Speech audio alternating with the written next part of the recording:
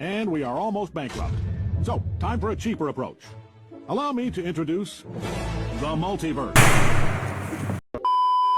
So this is a discussion that's been going around for at least half a decade now, and that's the topic of superhero fatigue. Are audiences just tired of comic book movies? Is it gonna go the way of the Western, flood Hollywood for decades before just vanishing? And this conversation has been popping up more and more often these days. Every new superhero movie, or more specifically, every new MCU movie, there seems to be a lesser return on investment at the box office. And this is something that crosses my mind from time to time, and with the past 3 MCU movies making headlines for this very reason, I think it's time we talk about it. So sit back, relax, and let's get into it.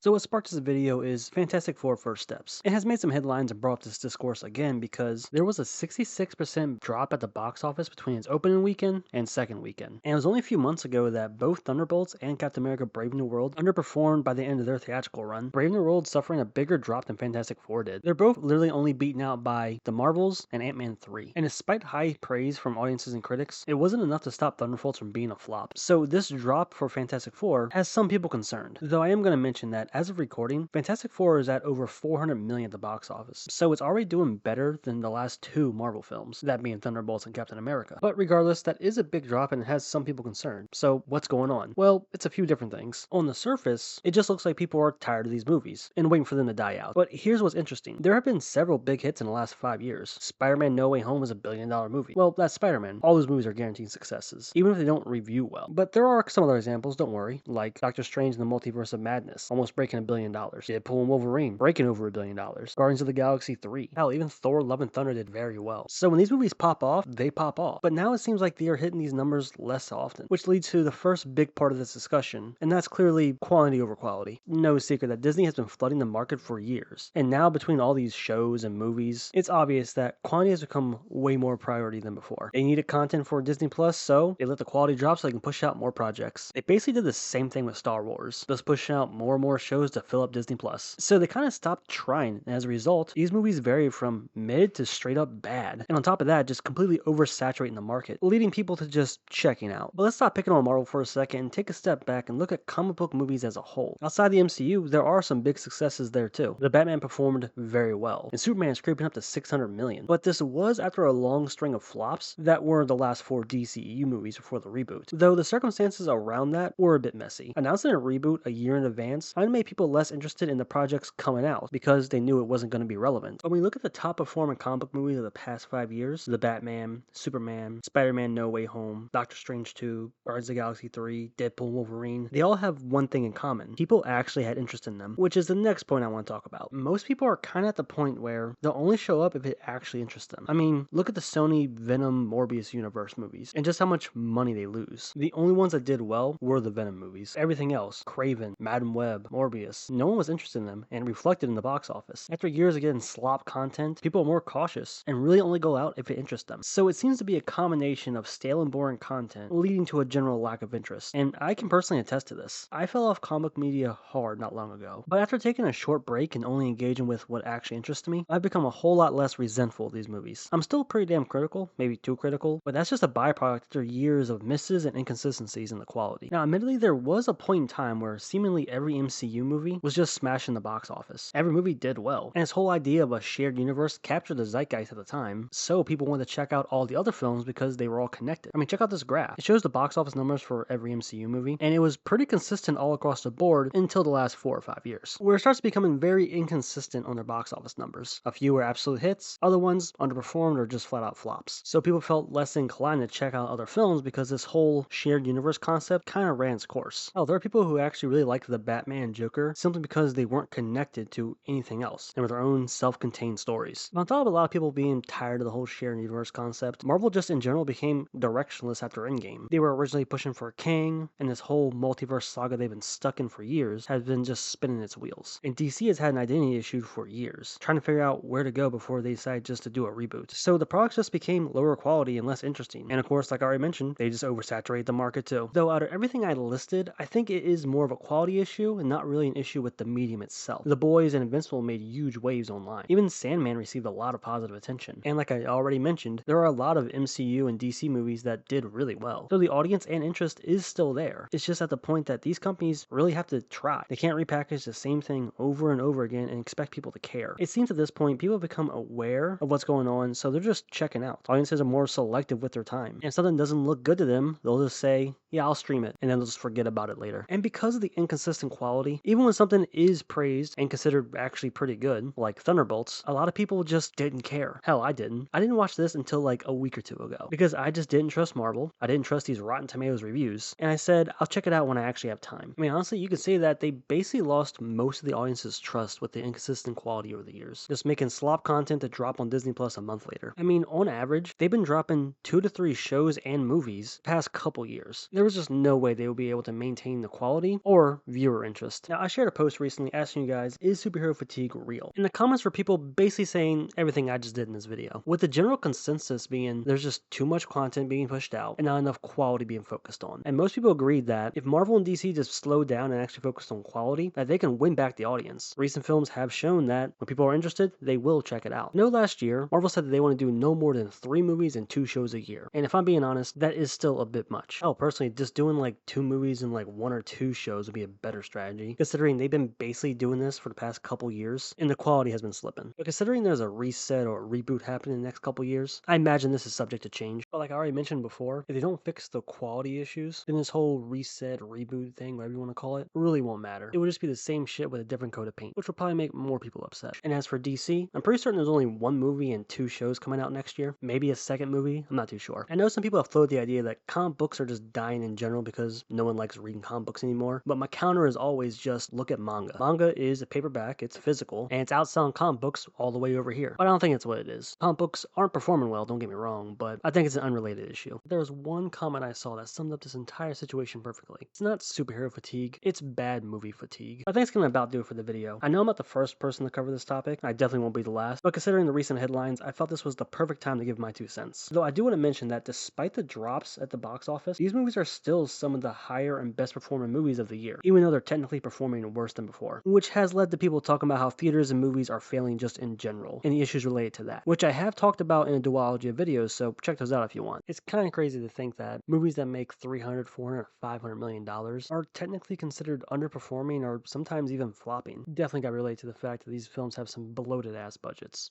Alright, yeah, so I don't got shit else to say, so see ya.